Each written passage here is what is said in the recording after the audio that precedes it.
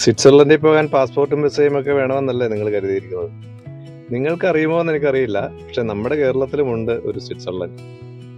പച്ചപ്പും കോടമഞ്ഞും വളരെ ശാന്തമായി ഒഴുകുന്ന പുഴയും ഒക്കെയുള്ള, നമ്മുടെ നാടൻ ഭാഷയിൽ പറഞ്ഞു കഴിഞ്ഞാൽ പ്രകൃതിയും രമണിയും ഒക്കെയുള്ള ഒരു മിനി സ്വിറ്റ്സർലൻഡ്.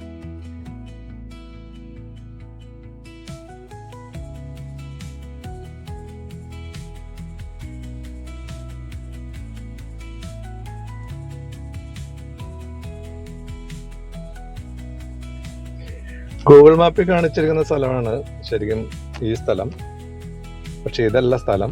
ഇവിടുന്ന് ഒരു 2 കിലോമീറ്റർ പോകണം മിനി സ്വിറ്റ്സർലൻഡിൽ എന്ന് പറയുന്നത് ശരിക്കുമുള്ള സ്ഥലത്തെത്താൻ.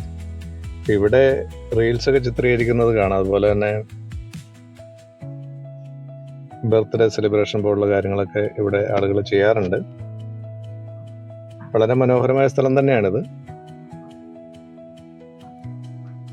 പക്ഷെ ഇവിടുന്നൊരു 2 കിലോമീറ്റർ മാറിയിട്ടാണ്, തട്ടേക്കാട് പക്ഷിസങ്കേതം കഴിഞ്ഞിട്ടാണ് നമ്മുടെ ഈ പറയുന്ന സ്ഥലം. പോണ വഴിക്കുള്ള മനോഹരമായ നല്ല സ്ഥലങ്ങളാണ് പോകുന്ന വഴിയിലെല്ലാം ഉള്ളത്. ഇതൊരു മഹാവിഷ്ണു ക്ഷേത്രത്തിലൊരു മയിലിരിക്കുന്നതാണ്. ആളുകൾക്ക് കാണാൻ പറ്റുന്നുണ്ടോ എന്നറിയില്ല. അതിനകത്തൊരു മയിൽ അതിനകത്ത് ഇരിപ്പുണ്ട്. ഇപ്പൊ നിങ്ങൾ ഈ കാണുന്നതാണ് മിനി സ്വിറ്റ്സർലൻഡ് എന്നറിയപ്പെടുന്ന ഈ പ്രദേശം. ഭൂതത്താൻകെട്ട് ഡാമിന്റെ വൃഷ്ടിപ്രദേശമായ ഈ സ്ഥലം വെള്ളം വറ്റി ഉണ്ടാകുന്ന ഒരു പുൽമേടുകളാണിത്. ശരിക്കും വേനൽക്കാലത്തും മഴക്കാലത്തും ഒക്കെ പ്രത്യേകം ഒരു വൈബ് തരുന്ന ഒരു പ്രദേശമാണിത്. ഞങ്ങൾ വന്നത് ഒരു ചെറിയ ഒരു മഞ്ഞും മഴയൊക്കെ ഉള്ള ഒരു ചെറിയൊരു സമയമാണ്. നമ്മൾ അടുത്ത ദിവസമാണ് പോയത്. ഇത് മഴയില്ലാത്ത സമയത്താണെങ്കിൽ നമുക്ക് ഇവിടെ സൂര്യാസ്തമയം പോലുള്ള കാര്യങ്ങളൊക്കെ കാണാൻ പറ്റും. ഇവിടെ ബർത്ത്ഡേ സെലിബ്രേഷനും അതുപോലെ തന്നെ സേവ് ദ ഡേറ്റ് പോലുള്ള ചിത്രീകരണം കാര്യങ്ങളൊക്കെ ഇവിടെ നടക്കാറുണ്ട്. വളരെ മനോഹരമായ നല്ല സ്ഥലമാണ്. അതുപോലെ ഒരു സ്ഥലത്ത് കുട്ടികൾ കളിക്കുന്നുണ്ട്.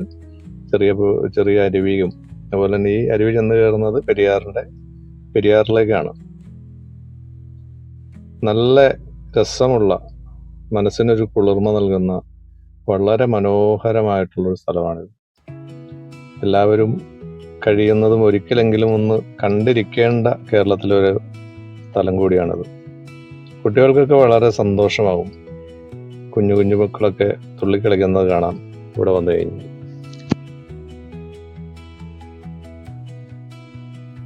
ഇവിടെ നമുക്കൊരു എത്തേണ്ട സമയം എന്ന് പറയുന്ന ഒരു 4 മണി, വൈകിട്ട് ഒരു 4 മണിക്കും ഒരു 6 മണിക്കും ഇടയ്ക്ക് വരികയാണെങ്കിലാണ് ഏറ്റവും ഒരു അനുയോജ്യമായൊരു സമയം. ഇപ്പം ഞങ്ങൾ വന്നപ്പോൾ ഇവിടെ മഴയായിരുന്നു. അപ്പോൾ വരുന്ന ആളുകൾ ഒരു കുടയോ അതല്ലെങ്കിൽ ഒരു റെയിൻകോട്ടോ ഒക്കെ ഇട്ട് വരുന്നതാണ് കുറച്ചുകൂടി ഉത്തമമായിട്ടുള്ളത്. നല്ലത് റെയിൻകോട്ട് കരുതി വരുന്നതായിരിക്കും നല്ലത്. കാരണം പെട്ടെന്ന് മഴ പെയ്യാൻ സാധ്യതയുള്ളൊരു സ്ഥലമാണ് ഇപ്പോൾ, പ്രത്യേകിച്ച് മഴക്കാലമൊക്കെ ആണല്ലോ. അതുപോലെ തന്നെ നിങ്ങൾ വരുമ്പോൾ പ്ലാസ്റ്റിക് പോലുള്ള സാധനങ്ങൾ നിങ്ങൾ ദയവ് ചെയ്ത് ഇവിടെ ഇട്ടിട്ട് പോകരുത്. 1-2 സ്ഥലത്ത് ചെറിയ തോതിലെങ്കിലും കണ്ടു. അപ്പോൾ അതുകൊണ്ടാണ് സൂചിപ്പിച്ചത്. നമ്മുടെ പ്രകൃതിയെ നമ്മൾ വളരെ നന്നായി സൂക്ഷിക്കേണ്ടത് നമ്മുടെ ഒരു ബാധ്യത കൂടിയാണ്.